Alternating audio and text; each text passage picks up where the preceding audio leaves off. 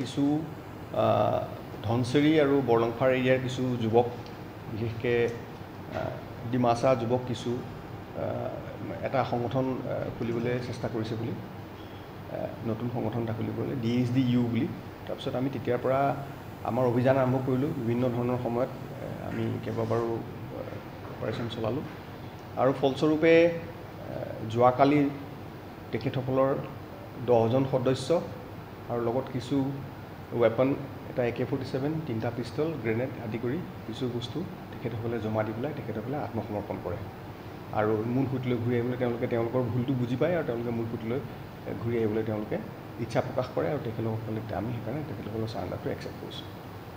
ক'ত আত্মসমৰ্পণ কৰিব? ধনচিৰি এলেকাত।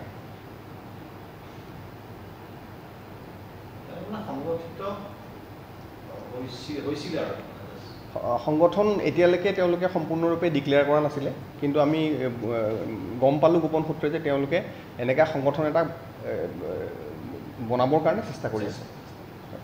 নাম কি নাম বুলি ক'লে ছাৰ সংগঠনটো? যিটো DHDU বুলি আমি গম পাইছিলোঁ।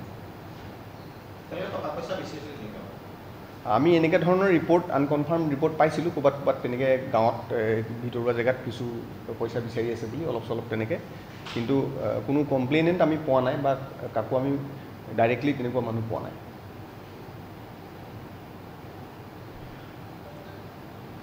হ'ব দীঘলীয়া কৰিব নালাগে আৰু